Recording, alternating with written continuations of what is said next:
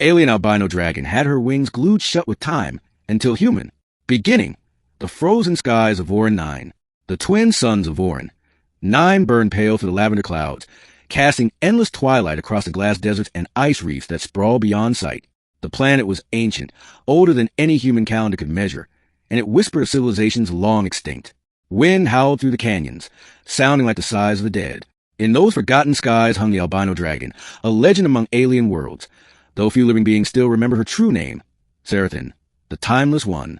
Once she had soared across galaxies, her wings reflecting every hue of a dying star, her roar commanding storms to kneel. She was said to have witnessed the rise and fall of empires, to have spoken with entities that predated matter itself. But now she was trapped. Seraphim's vast wings were fused together, crystallized in a binding of temporal glue, an ancient punishment from the chronarchs, beings who ruled the rivers of time itself. They had sealed her in a suspended moment, forcing her to experience eternity as both an instant and a prison. Her wings, once symbols of freedom, shimmered like marble and refused to move. She was conscious, aware of every passing millennium, but unable to scream, unable to break free. Her body was half buried beneath the frozen crust of forgotten moon orbiting Voron 9. To any observer, she appeared as a colossal fossilized statue, a dragon sculpted in pearlescent stone, wings folded, eyes shut. But deep within, her mind still pulsed with awareness. And after 10,000 years, the faint echo of a human voice broke the silence. Middle, the human who found eternal. Captain Elias Draven, a human salvager and ex-engineer, drifted to the derelict skies of Voron 9 in his battered ship, the Far Reach. He wasn't a hero. He wasn't a soldier. He was a man chasing ghosts of technology to sell to the highest bidder. His scanners picked up a massive anomaly, a heat signature buried beneath the frost. At first, he thought it was a crashed warship, but when he landed his vessel and walked toward the source, guided by flickering light and static from his helmet feed, what he found made his heart stop. A dragon. Her body was immense, larger than a human city block. Her scales were pale as moonlight, almost transparent, glowing faintly from within. The air shimmered around her as if reality itself warped near her form. By the stars, Elias whispered, you're not supposed to exist. He reached out, placing his gloved hand on one of her frozen talons. The moment he did, a tremor rippled through the air, and a voice spoke directly inside his mind. You touched the edge of time, little one. Elias stumbled backward, heart pounding. Who, what are you? Seraphim, the last breath of the first sky. My wings are bound by time's cruelty. Elias's breath misted in the air. He didn't understand all of it, but he could feel her despair. There was something heartbreakingly alive in her voice, like someone who'd seen eternity and lost everything to it. You are human, the voice continued, more curious now. Fleeting, fragile, yet your kind still wander in forbidden places. I didn't mean to intrude, Elias said. I'm a salvager. You thought you would find treasure. Perhaps you have. He looked around. The dragon's body was half covered in a crystalline structure that pulsed faintly like liquid time, frozen mid-flow. His scanner couldn't analyze it. It just returned the word paradox repeatedly. What did they do to you? He asked quietly. The chronarchs punished me. I tried to bend time to heal the dying suns. They said I disrupted the sacred balance. So they turned my wings into clocks, sealed them in eternity. Elias frowned. You've been stuck here all this time? For 10,000 years, perhaps more. I do not count the moments anymore. They all blur into silence. He stared at her face. Though she appeared still, he could feel warmth radiating from within her. Her eyes, frozen open in that eternal instant, seemed to shimmer faintly, as if looking right through him. Something inside Elias, something he'd long buried, stirred. He'd lost his wife and daughter in a mining collapse years ago. Since then, he wandered space like a ghost, trying to escape his guilt. But now, seeing this ancient being imprisoned beyond time itself, he recognized the same isolation in her that he carried in himself. And for the first time in years, he wanted to help, the attempt to break time. Elias returned to his ship and began scanning through his archives.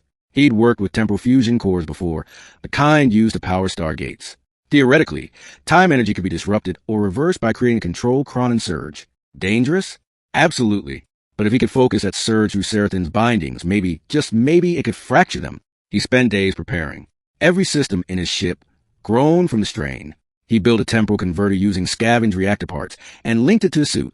He didn't tell anyone what he'd found. No one would believe him anyway. When he returned to Seraphim's resting place, the sky was bleeding with dust from the twin suns. All right, Seraphim, he said, setting up the device beside her. If this works, you'll feel a temporal distortion. Don't fight it. If it fails, she asked softly, then we both vanish. You from eternity and me from existence. You are brave, human, or foolish. Sometimes they're the same thing. Elias smiled faintly. Yeah, my wife used to say that too. He activated the converter. The air rippled, bending light into ribbons. The snow around the dragon lifted into the air, frozen in mid-motion. Time itself hesitated. Then, the bindings on her wings cracked. A low, resonant hum shook the valley. One wing twitched just slightly, but it was movement, the first in 10,000 years. Sarathin let out a sound that wasn't quite a roar, not quite a sob, but something in between, a sound that made the sky tremble. You move the rivers of time, she said, awe in her tone. How is that possible for a mortal? Elias gritted his teeth.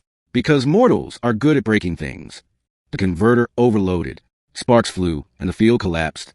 Elias was thrown backward, slamming against the ice.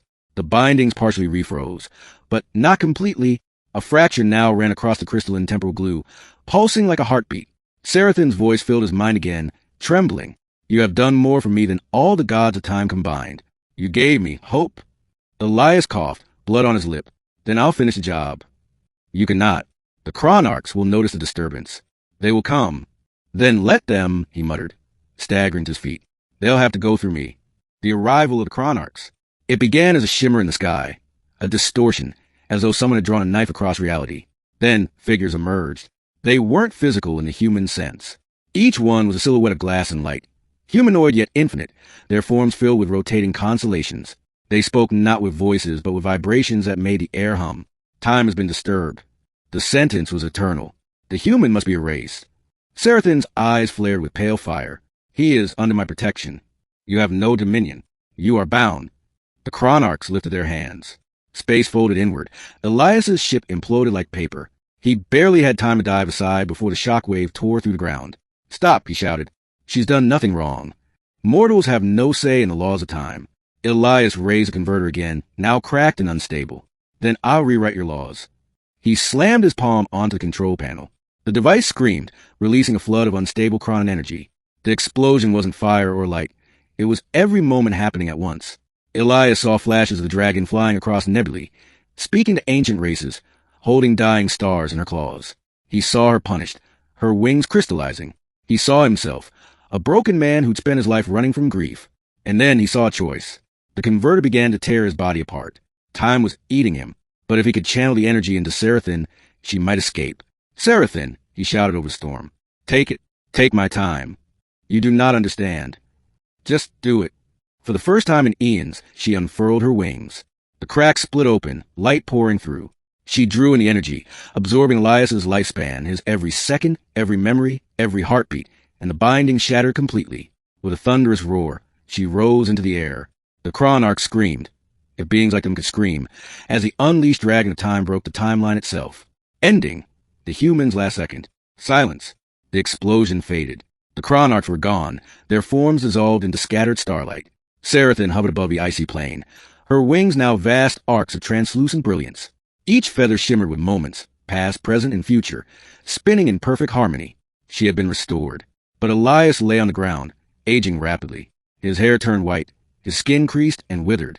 He looked up at her and smiled weakly. Well, he murmured, guess that worked.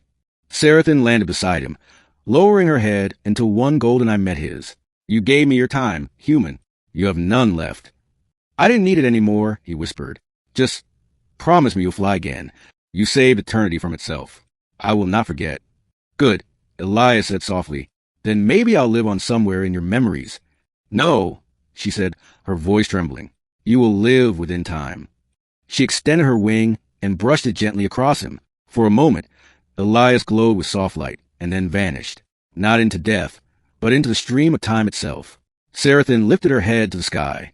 Her roar echoed across galaxies, waking dead stars and stirring ancient currents of fate. Time began to heal itself, flowing once more. And somewhere in the ever-branching fabric of history, Elias Draven walked through countless ages, sometimes as a whisper, sometimes as a shadow, sometimes as a spark of inspiration in another soul's heart. Sarathin visited the stars again, though she never forgot the small, fragile human who'd freed her. She watched new civilizations rise, and sometimes, when she looked into the winds of time, she thought she heard a familiar voice laughing, telling her to keep flying.